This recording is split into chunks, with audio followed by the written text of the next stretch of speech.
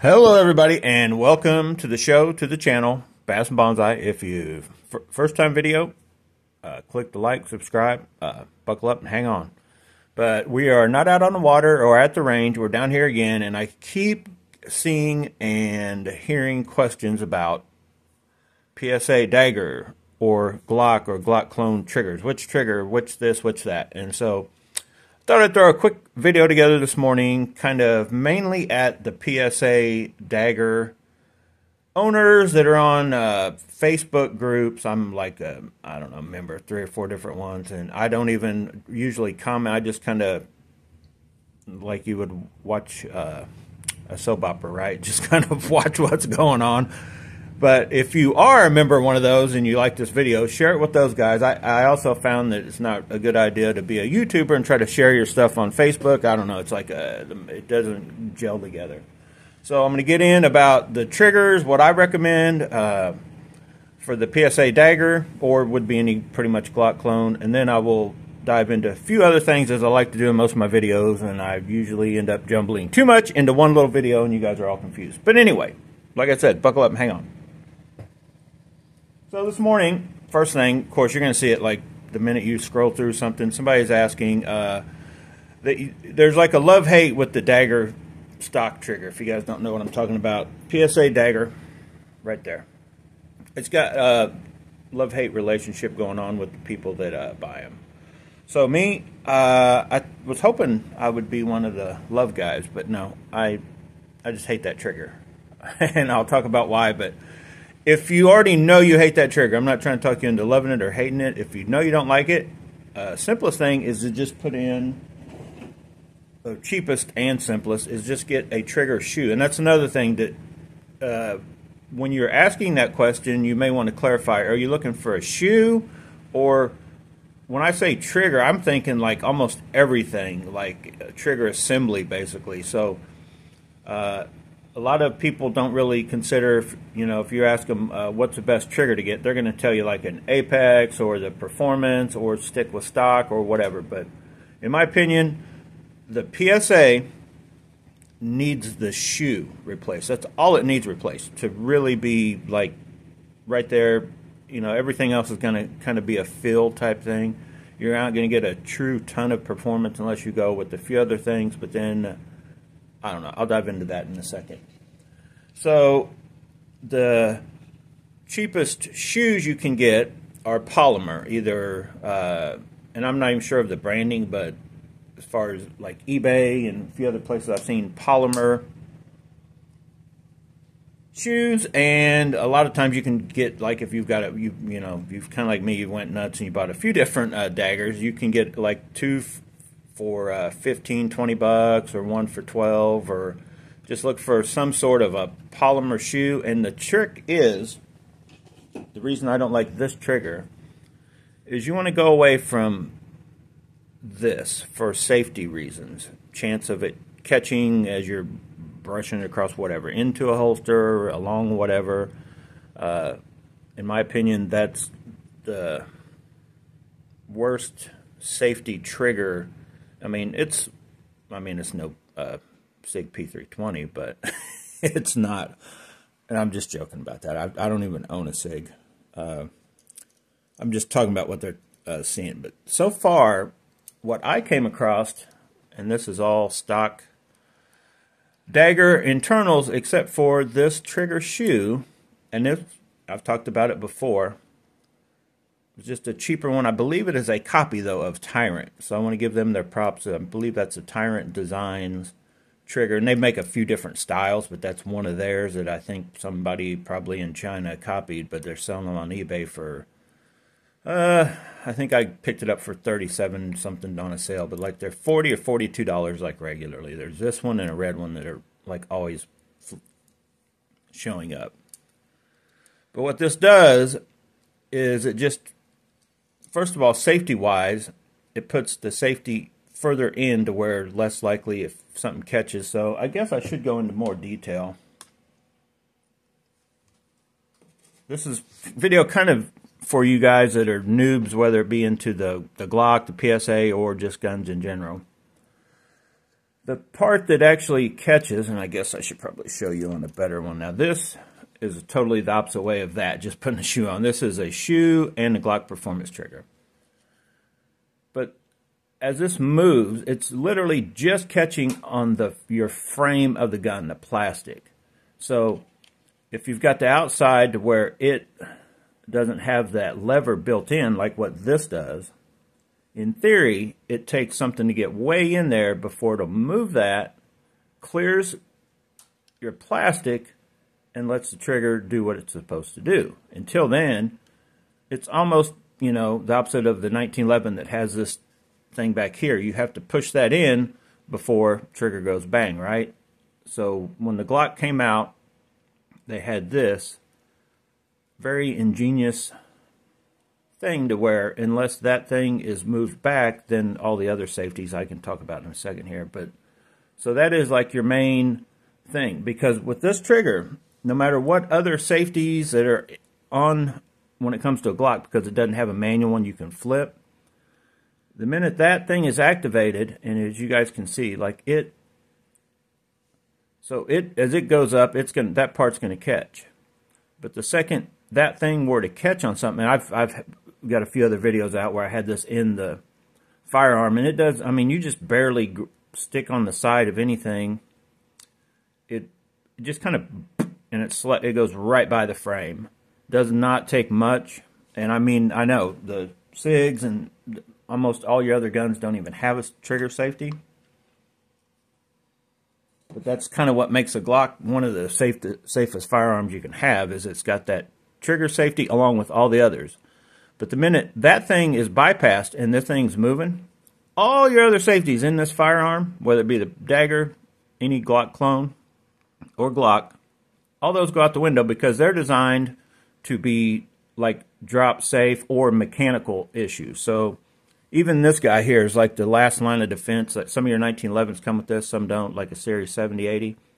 So that's like your last line of defense. Problem is, the minute you're moving that trigger, you're also moving this bar that's attached to that trigger, and it's going to go and do its job, and it's going to push that up, and then it's going to let the gun fire. So if, say, any other mechanical issue were to happen that lets this here fire, that lets this, you know, release, it's spring-loaded, and lets it go, all the other things could fail, you know, as long as you're not squeezing the trigger. All those can fail, and then this will catch, because it takes that piece here to push that up that lets this clear and fire. So I don't recommend, which I've got a few, I don't think it's this, maybe it is it this one I'm holding? Some of these cheap ones you can get, this is one I don't recommend. You know, you heard a lot of people talk about MIM parts. This is the cheapest one I've ever come across off eBay. Let me try to show you if it focuses. So it's like some kind of pop metal. I don't even call it MIM. I call it like pop metal. And then you see that coating already flaking. So it's just some cheap metal that then they added a cheap, some kind of nickel finish. And it just, everything about it screams, I'm very cheap and I will probably break at some point.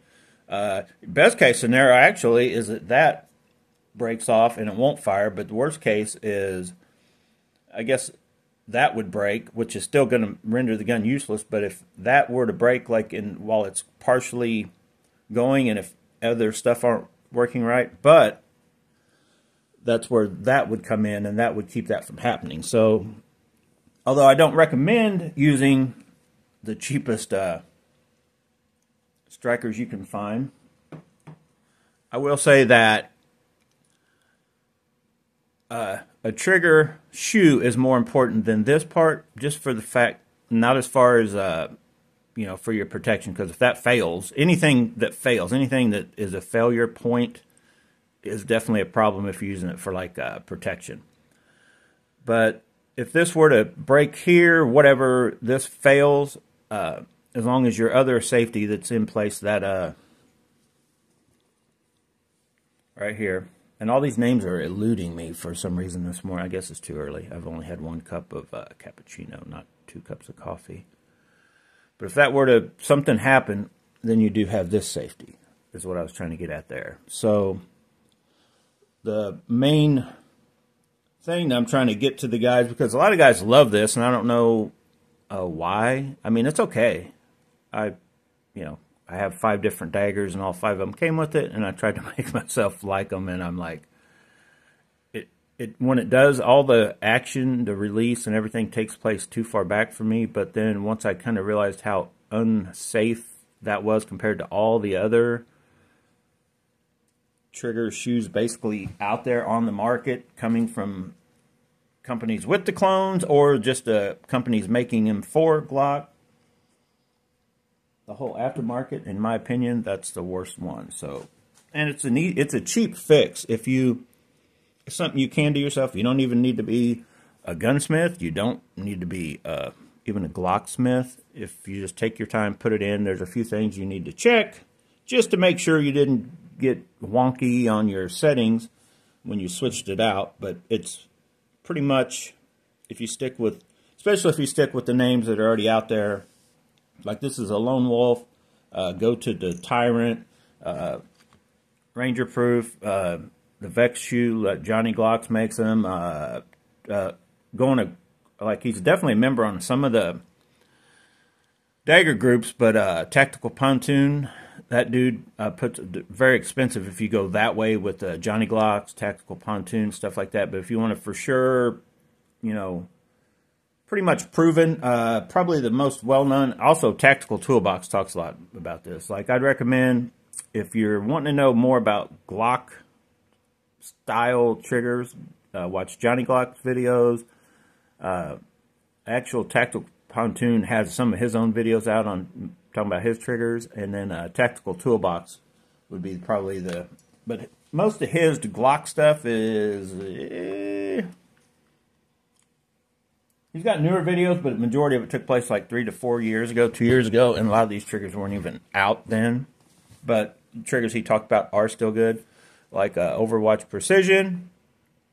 I think probably the best, if you want to, like, let's talk, and I don't recommend the Timney Alpha, but like the Apex is probably the best trigger shoe, period. For feel, for what it'll do, it's one of the more upper on the expensive, but Overwatch Precision does make a polymer one, like $35-40.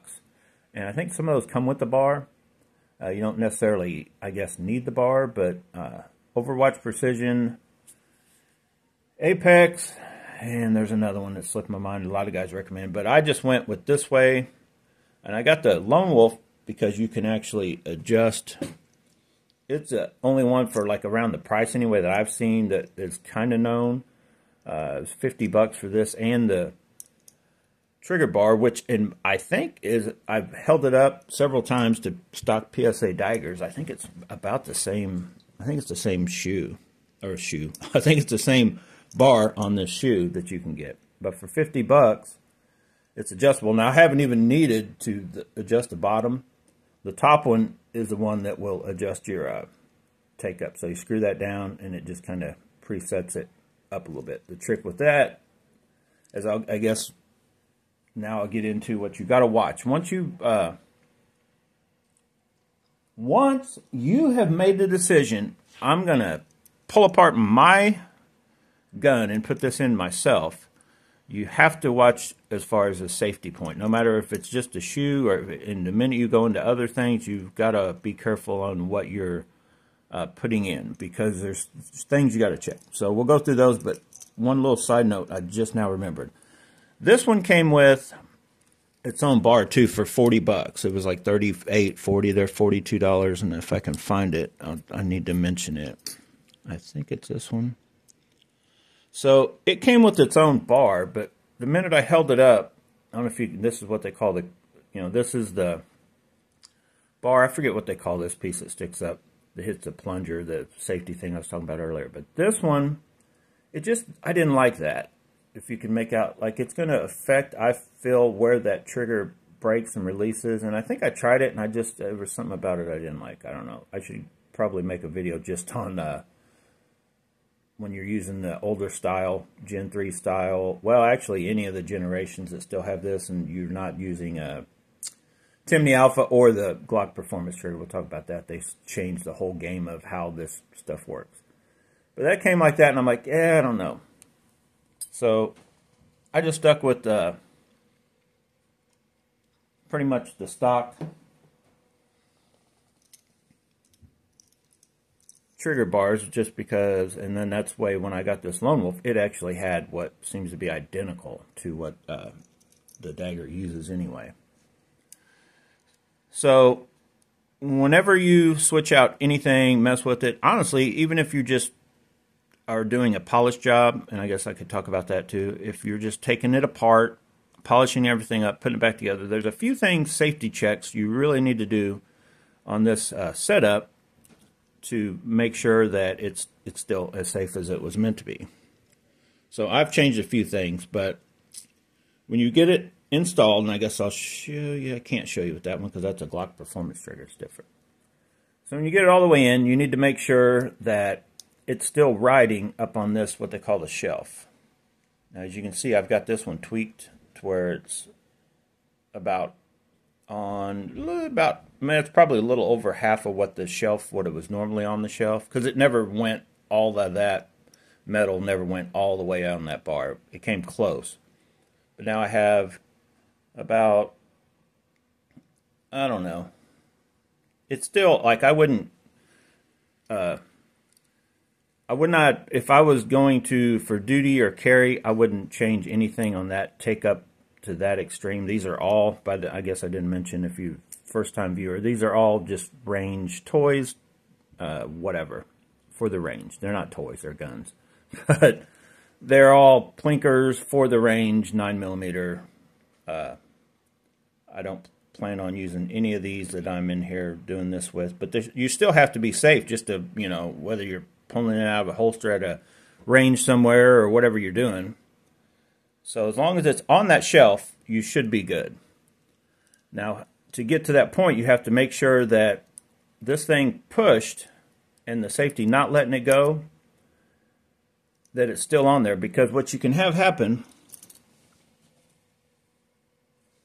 and I think, which trigger is it? Maybe it's with this one. There's one of these shoes, like I guess I can show you this guy right here, even though I got this in there to keep it. So like this one right here, I've got it as close to the wall as you can get, or as far as, like, as close to where this safety, like, all I do is push that, and then it's already past its point. If I let back off, it's still going to go. So I've got this Ranger-proof Vex shoe. It's like right there, but I'll try to get, it's still riding, and this is the one I'm kind of iffy about. I'm thinking about moving it out a little bit further. I just want to see how far I could take it to a safe level, and if you can see that, like, you can't go, but this shoe lets you do that. It lets you go, like, to the maximum extreme before it's going to go, and you can still be, with the performance trigger, I'm still on that. Like, if I push down on this, there's no way, like, it won't give. I just did vague drop testing, you know, banging it here and there, and I couldn't get it to go, so I'm like, it should be good enough for me, because these, when I go, you know, and I'm, you know, keeping everything in a safe aiming distance and all that kind of, you know, direction, all that kind of stuff, it's not an issue. I would definitely not even think about, and I still may cheat that up a little bit further, just bring that out a little bit, but I wanted to see just how far I could take that. So this Ranger Proof, and I may make my own video, completely its own video, it will let you, if you are looking to do that kind of extreme short distances, it will let you kind of make those adjustments, but maybe more on that later. But then you also have, on top of, I need to hurry up with this video. I was going to make a quick video, but it's going to turn out longer. If this is the first time you're seeing my videos, the reason I don't like this trigger feels good. Everything feels perfect on this thing until you get to the reset. And the reset just sucks. and that's why I just don't recommend it. I probably won't end up. I don't like the way it, like, you don't feel the pressure as it's coming back, and it's just kind of slow. It just kind of lugs its way back in compared to like any other trigger, and that's mainly because the bar is separated from what would normally be the cruciform. There is separate, so there's nothing back here, kind of helping push the whole process back. When this firing pin gets reset on there, the pressure of it isn't on this bar to where, so this spring, let's leave that over there and keep these parts where they go. So this spring has pressure, right? So you have to pull back, which is compressing this spring to get it to fire. So that is part of what helps you on the reset, right? So what happens is on this one, when this thing goes back and it basically does its little, this pops up, and before it resets, that pressure there, now I've been playing around with trying to get that adjustment tweaked, but the problem is you can only go so far before it'll let it jump off that before it should, so it never really goes down and releases the trigger. Like, that's one of those things you don't want to really mess with that too much, just to try to get this cool break to, work in your firearm. So, and having the performance trigger, like if I wanted something with good clean brakes, like compared to, they're roughly close to the same, but then this one, like, there's no issue with the reset. So what it'll let you do on the Glock performance trigger anyway, and what I recommend is find your, not on shoe, just the whole thing. I think definitely for going to the range and plinking, playing around, and you want to upgrade to a trigger that just makes kind of takes away the Glock feel and just makes it feel like a good working trigger, is a Glock performance trigger. The downside, there's a couple. You got more parts, more working, more issues, a little, I don't know necessarily tighter tolerances, probably tighter tolerances, but just everything is, the reliability, everything could, the chances of it fouling from dirt, debris, all that kind of goes up compared to this big, more wide open setup that, I mean, these things have been around for years doing what they do, and they do work. So, in true, like, maybe duty concealment, I don't know if I would run one. If you wanted to try to run one, what I would recommend is maybe upping your, making sure you stay in, like, I don't know, I'm just throwing my opinion out there, like 4-pound or more trigger pull. And you can do that by a few different ways of, like, say you put this in, and with the stock shoe it came with, which is this black one right here, polymer. You put it in, and all of a sudden it's got this crazy awesome trigger, but it feels too light, like you're breaking through the wall too fast. A few ways you can change that up is, and the simplest one is just go to, actually, if you've already went down, maybe for whatever reason, go back up to the stock weight or even over. So, like, I've gotten some of these lighter to try to make these triggers work better, like a 4, 4.5, or 5. Like, I have not found any firearm that, with the triggers and anything, that the 4 feels good in. It feels too, like, on the, like I talked about, the reset, just everything, it just feels too soft, regardless of reliability or not, just the feel of it. The 4-pound, in my opinion, is just too light. The 4.5, I think, kind of, I don't know, the 5-pound is where, if you're going to change, but if you're going with the performance, or even the Timney Alpha, in my opinion, you're better off to stick with stock, or maybe even go like 1 up, which the outcome of that is you just have a more reliable, like when it does fire, it will, unless it's just a complete dead round, it will, fire. The problem, if you go to switching your, lightening the weight up here, you do stand a chance of not, you know, light strikes. And so you want to try to avoid that if you can, especially, you know, definitely protection, duty, any of that kind of stuff. You don't want to, you probably don't even mess around with any of this. Just switch out a shoe if you have the Dagger and you're wanting to carry it or use it for whatever reason that you feel you want reliability above all things. I would switch that out, call it a day. You can polish them up and be done. Okay, I'm going to keep this under 30 minutes. If you have any questions, drop them in the comments below. Nobody ever comments. Like, I don't think any, maybe a couple of you have asked good questions. A couple questions here and there. But hardly nobody does, just so you know. Feel free. Comment. Negative comments, positive comments, we don't care. But if you hit the like button, hit the like button. If you hit the dislike button, don't hit the dislike button. But if you do, hit it twice for me. Do me that little favor. Okay. So if you're going to polish these, polish everything. It shouldn't hurt. I can't think of any issue. I've polished, well, I don't know where it is now. One of these I polished everything, and it does not hurt to just, you know, polish the whole. Oh yeah, another, I couldn't figure out what to call that, and it's the disconnect, but this is your connector rod, right? So when you have this thing working, like really this, I mean, you can take the shoe off, polish that and all that, but like this, it pretty much isn't the issue. If anything's starting to, could be this. Let me find one that's complete. So you'll want to polish that, because they're going to hit on here and here. So polish those pieces on your slide parts.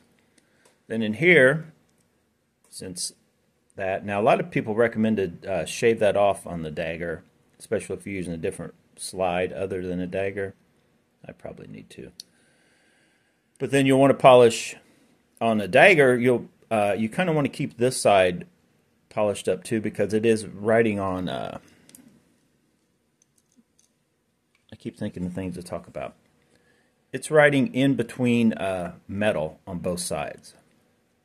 So on the most of your Glocks or clones, it's actually polymer, and the metal is just your connector.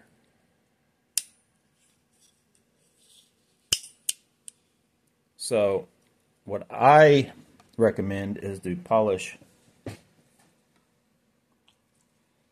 this piece. And while I'm talking about it, my God, I keep thinking of things every time I pull something out. Is polish this piece too. Now what I've done, and I've had happen on some of my Daggers, why is that?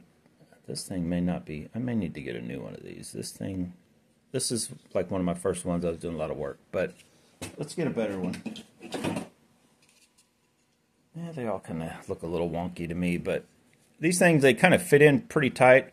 But what can happen is at the back, that in there will get, it can bind up. It can just be bound up.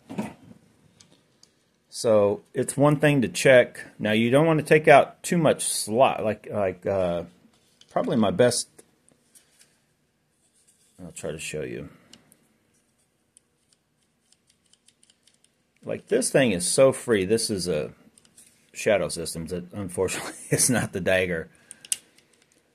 But this in here, like the tolerances in here are like just right, and it has been fired quite a bit. It's a decently used gun.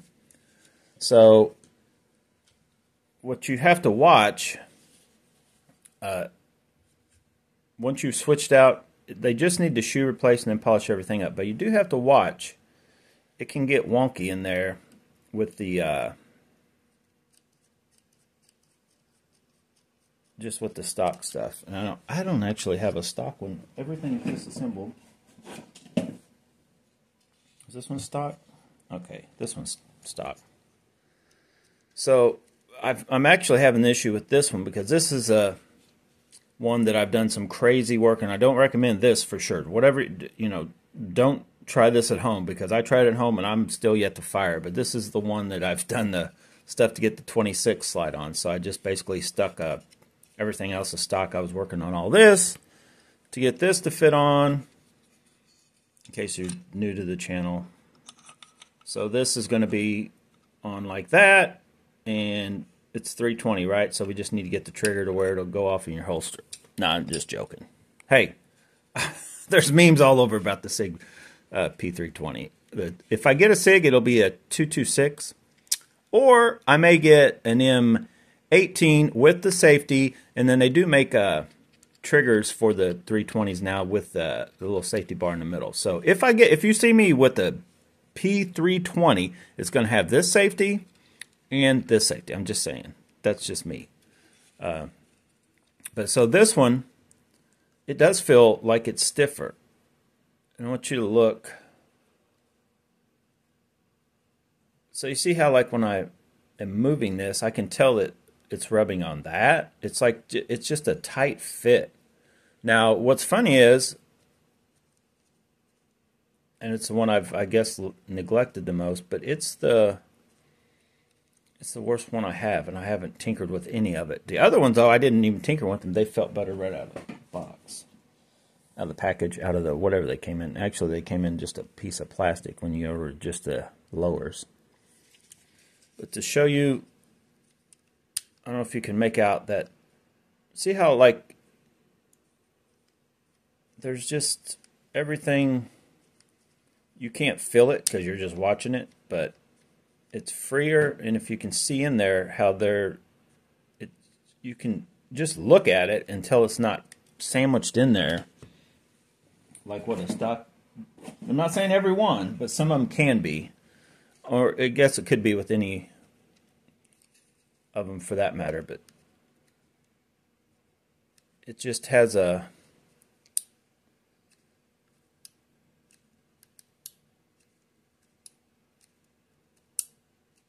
harder feel. What you're hearing there is this clicking on the frame. So I click it past and then squeeze it again. So yeah, coming up to there stiff. It actually comes back, and that's the stock trigger spring too, which that actually helps on the squeezing of it, not to take the coming back.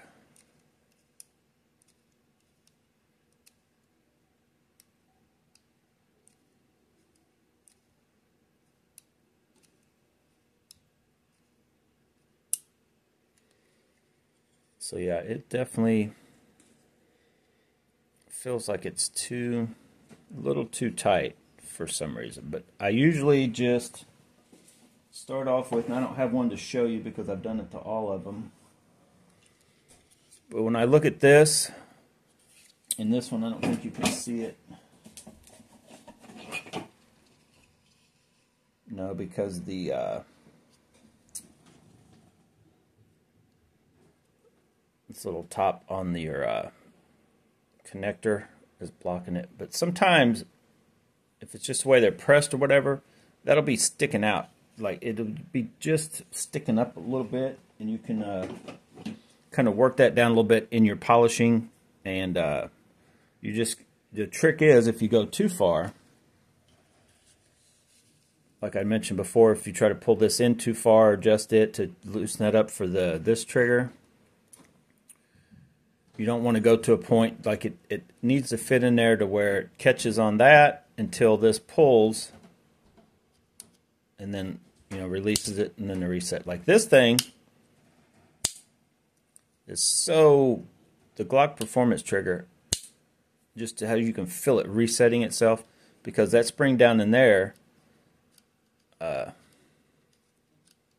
is what does the, so it just pops it back out. Like, it's just a night and day.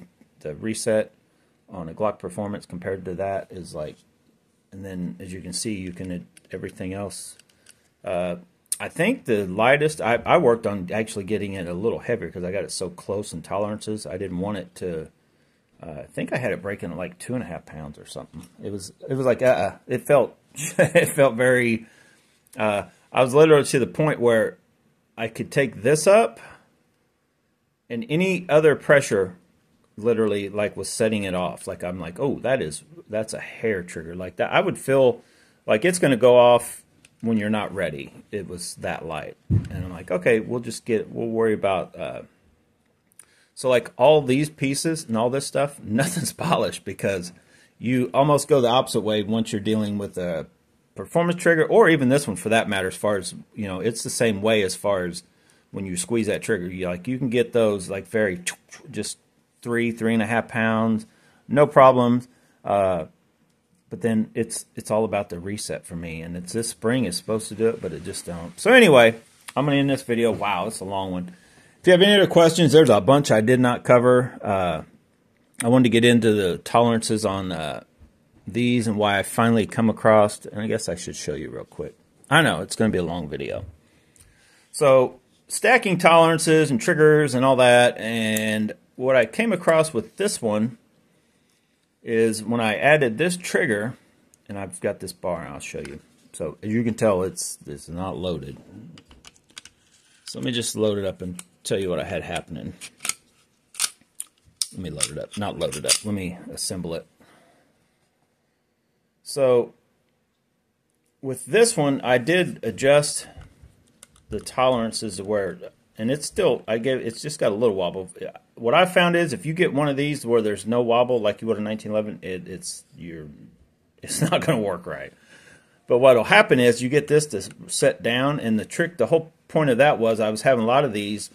Whether actually my shadow systems was doing it too. I would get ready, what I call load up the trigger when you get the take up out. I was having this moving, and a lot of times with iron sights you won't even notice it. You'll be like, okay. But when you put a red dot on a firearm and you're moving that trigger, you're trying to be, you're like aiming, and you're just watching the red dot move because of your true accuracy is on how the barrel going in to battery and locking up real good with the slide. And, real good barrel locking up real good with the slide, and as long as you're holding it steady. But if you're moving that trigger and you're on your frame, you're holding onto the frame, and then this is moving around it anyway, that also can definitely affect accuracy unless you know how to, like, move it until right before it breaks and then be dead on kind of thing for like accurate shots. Like, 7 yards, yeah, none of this probably matters. But so I took that up. Well, in the process of doing that, I made it where I had too much drag because that's one thing about the Glock Performance. The tolerances are, I guess, a little tighter. So I'll try to show you here. So the reset was no problem. So what I was having happen was, whether you go to rack the slide the first time or after you finger off the trigger, I was pulling this back, and I'll try to show you. Down inside, I was having the firing pin was actually rubbing too hard. And see, when you do this, then you got to check and make sure, and you won't be able to see right. You want to make sure you've got enough. I'll show you what I'm talking about. So one thing I've noticed about this, let me talk about what I was talking about first, and then we'll go to that. So one thing when you're messing with stacking tolerances type things, you have to make sure that your connection, let me turn it like this. You have to be up on that, what they call the shelf, the ledge or whatever, to be safe. But then you also have to pay attention, and if you're switching out a lot of different components, is to make sure that when this lines up and comes up to here, whether it be the Timney Alpha, the Glock Performance, the old style, any aftermarket ones with the cruciform, you have to have so much of this catching. Now what I was having happen with the Performance one, this was so low that it was dragging hard, like you could feel it catching too hard. So trying to find the right without having to shave off, or then you can't get in a safety deal. For if you come up and everything, when you rack the slide and say if it's just barely catching too far, like that's, in my opinion, an unsafe firearm. There's a certain amount that I think even Glock recommends that don't go beyond a certain point or whatever. Let me get a stock one here. So what was happening with that Glock Performance in that PSA Dagger with the stock slide frame and everything was it's literally dragging too hard. Like you could feel it. It was hard to rack the slide. And it was catching that part was low enough, but the trick is, if you need to fix that, is you got to watch how far you go. Let me move that, leave it right there, to make sure this goes back on here. So as you can see, let me find just a bar. So the bar itself, if you're dealing with the stock one, it's only so long in the first place. There's only so much there for it to catch on, to where when you're dealing with the, and I guess I could take the, so when you're looking at this Timney Alpha, you're like, oh, that's got a big long spot, but it really only has, if you look, there's that little amount that's what it's catching, which is about the same as what that already is, right? Oh, this is that, see, this is that one that came with that gold one. This is the stock one.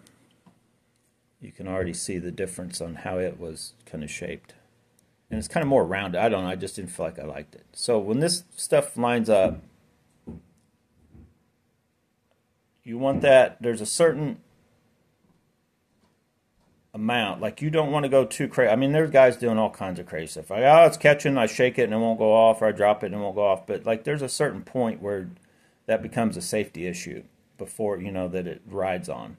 So it's going to come up, reset, and be wherever it's at. That, you know, and you can look up Glock, go to Johnny Glocks, and he has different videos on this and stuff. But it has to be to a certain level. What I found was, when you're tightening up your gun, you actually run into it's too far down. But then you got to be careful if you start jacking around with that. So what I found was, to fix my problem, and I won't be able to probably show you how, I can't quite get the light in there. Of course, all of my Surefire knockoffs are out of my reach. Oh, look, I got this cheap, oh, look, a little handheld light. I still don't think I'll be able to show you. Well, you have to take my word for it. I'm trying to show you. Let me see if I can get a shot of it. So, you just have to take my word for it. It's catching on about what the equivalent of that is. So I feel, and I've, you know, done different things, I feel like it's fine. And I'll show you the trigger while everybody's probably like, what does that feel like? So if I talked about it before, you know, and I don't have this gun completely assembled. It's actually loose here. I just got that pin stuck in. This is just testing to get it to that point. You'll also, it's better to completely assemble it, and you can leave this little thing on the back, check it, then take it apart, switch that back out. But anyway, as soon as I come up, just a hair, I guess, of creep, you'd call it.